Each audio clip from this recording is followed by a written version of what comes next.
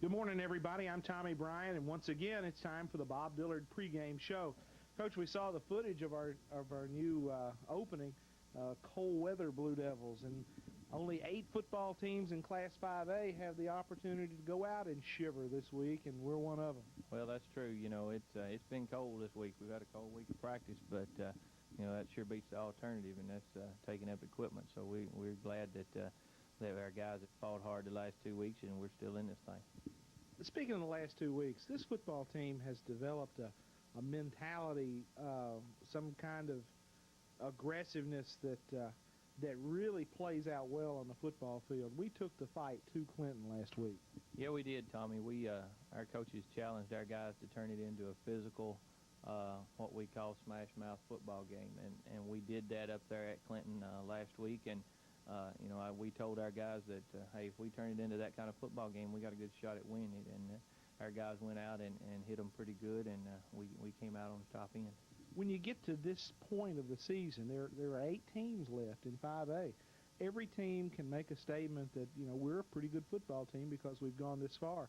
But to take it to the next step, the hungry teams are the ones that advance. That's true. You know, we've got to have that hunger. We've got to have the same desire that we've had the last 2 weeks, because once you get satisfied and get complacent, then that's when you get knocked off, and we've got to keep that hungry look in our eye and if we want to keep this thing rolling. Farragut's a football team that comes in off just a crazy football game last week, 65-64, their win over Bradley Central, 7 overtimes. Emotionally, I don't know how I would take it. I don't know how their football team is going to be able to handle it. Well, you know, when you think about a 7 overtime football game, it's almost just too much to imagine. Talking with their coaches this week, you know, Coach said, don't ever go through that. Said, win it or lose it after 2 or 3 of them. Said, don't ever go through a 7 overtime football game. So emotionally, it was bound to just be unbelievable last week going into 7 overtimes like they did. They've got some talented skill people, solid receivers, a quarterback who likes to get the football upfield. He's thrown for 1,300 some odd yards. Got a tailback who's rushed for over 1,100. Offensively, a very well-rounded football team. Well, they're a very good football team. There's no question about that. Their quarterback throws the ball extremely well. He's got a very strong arm. You know, they have a back that has rushed for over 1,000 yards. He can break it every time he touches a football. He can go, and they've got speed at their wideouts, and they're just huge up front. So, you know, offensively they have what I think is a very good football team. To counteract that and the fact that they do like to throw the football and they do like to get it upfield, not a lot of the dump routes that we've seen from some football teams, what are we going to do to try to put some heat on those guys? Well, the films that we have on them, the people that they have been playing have set back and tried to cover their receivers, and they've given the quarterback time to throw the football, and he's just picked them apart. We're not going to do that. We're going to go after him. We're going to man up on their receivers, and we're going to play aggressive defense, and we're going to send some people after the quarterback and see how he handles pressure. So we're going to go after him.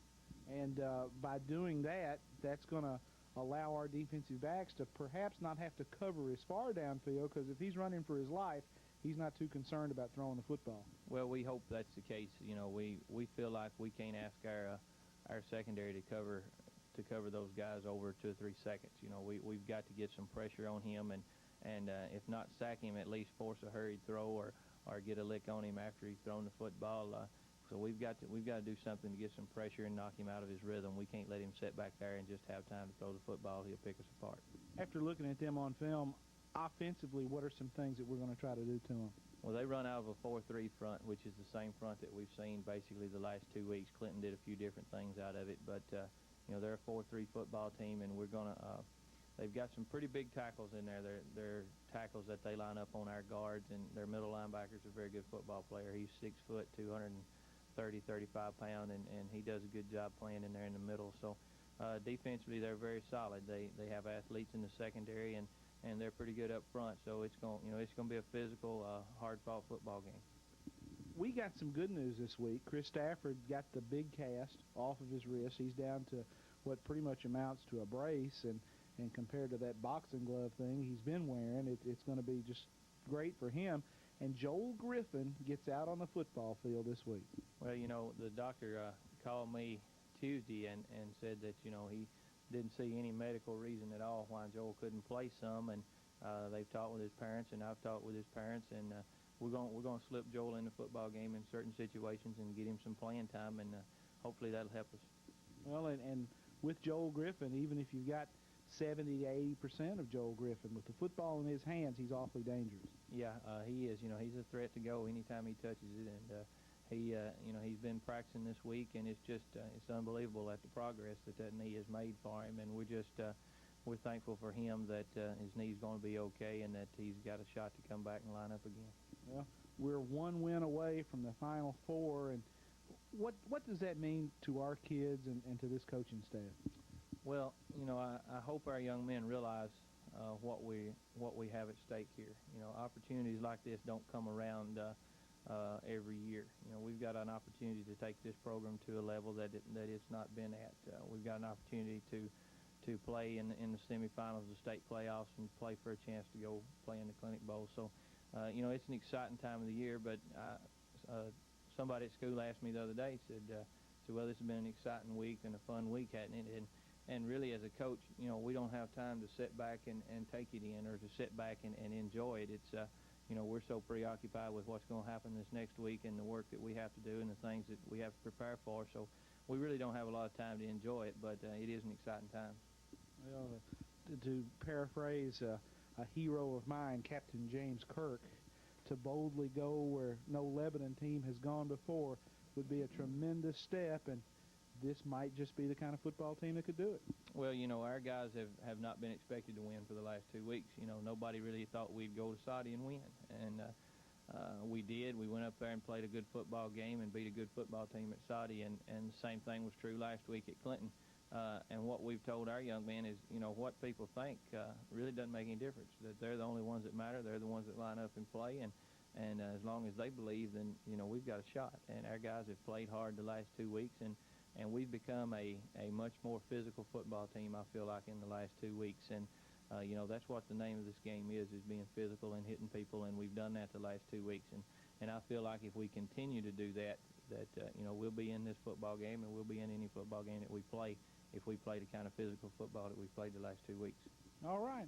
Folks, stay tuned. It ought to be a good one as Lebanon and Farragut tee it off in the third round of the TSSAA playoffs. Stay tuned for kickoff right after this.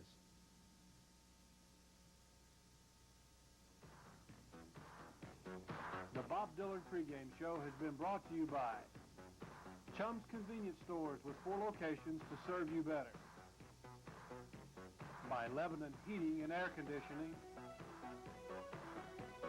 By Greg Brothers Car Wash, now with 2 locations in Lebanon. And by TRW, Commercial Steering Division.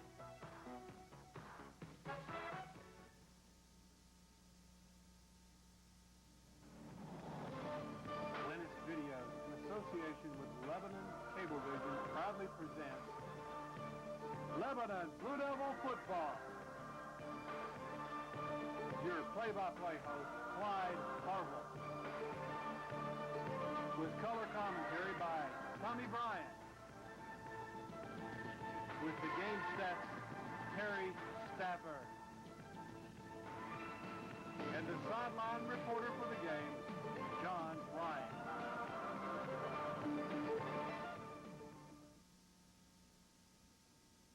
Hello, I'm Allie Lanning out of the Noakes Lassiter Field with the senior varsity football cheerleaders. And we're here with the Lebanon versus the Farragut game. We'll be right back with the coin toss. Let's go Blue! This broadcast is brought to you by the following Blue Devil supporters. We'll send it down to the field for the toss of the coin with John Bryan and the Lebanon captains, Elliot Carson, Ryan Alds, and Ron C. Take it away, John. Thank you, Tommy. Referee tonight, Jim Fowler. Umpire, Leon Fuller. Line judge, Keith Smith. The head linesman, Joe Austin. The back judge, Butch Hale. And the ECO, the electronic clock operator, will be Ed Garby. This bunch is out of Chattanooga, the northeast division of the officiating teams for the TSSAA. And now here's referee Jim Fowler with the pregame. Okay. Gentlemen, the captains of your team will ask you, if the captain step forward, you'll have to take charge of your team. In situations we have, penalties, anything we need to take control of, you're going to take charge, okay? All right. Okay, you're visiting tonight. You're going to make the coin toss. You've got 3 options. You can defer, you can elect receive, kick, or defend the goal. Please call it in the air. Heads. He calls heads. It is heads. You've won the toss. He will defer. Okay. Knoxville Farragut has won the toss and elected to defer. The Blue Devils want the ball. They want to defend the north end zone, Tommy. So the Blue Devils will defer. I'm sorry, Farragut will defer. We will get the ball first in this big, big, big state playoff game. Thanks, John. John back on the sidelines this week after missing last week's football game with Clinton. Lebanon High School dressed out in the blue home jerseys for the first time in a month. White pants, white helmets. Knox Farragut dressed out in white jerseys, gray football pants, silver helmets with a blue star. They are the Admirals. And here come the Blue Devils, folks. Listen to this crowd.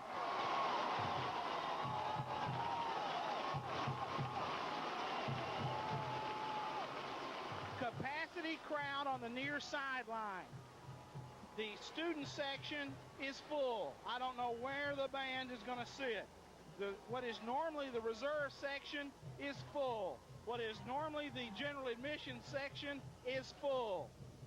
There's nowhere to sit on this Lebanon sideline, and folks are starting to work their way around and lean on the fence.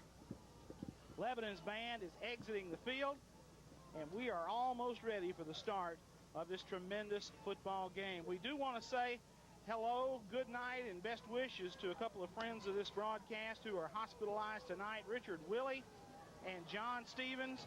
To both you gentlemen, we hope you enjoy the broadcast, and our thoughts and prayers are with you in the hospital tonight. Knox Farragut will kick the football away to Lebanon. They'll work out of the south. There is a good wind out of the south. Standing deep for Lebanon High School is Chris Stafford. The kicker for Farragut is David Burnett, and here with a play-by-play call is Clyde Harville. Okay, thanks a lot, Tommy. Good evening, everyone. Lots of people here wish you were. I think you're going to miss Dandy should have been here tonight. Ball will blow off the tee. Burnett will set it back up, and we're ready to go. The wind blowing pretty strongly south to north, and the Blue Devils will be facing that wind in this quarter. Here's Burnett forward.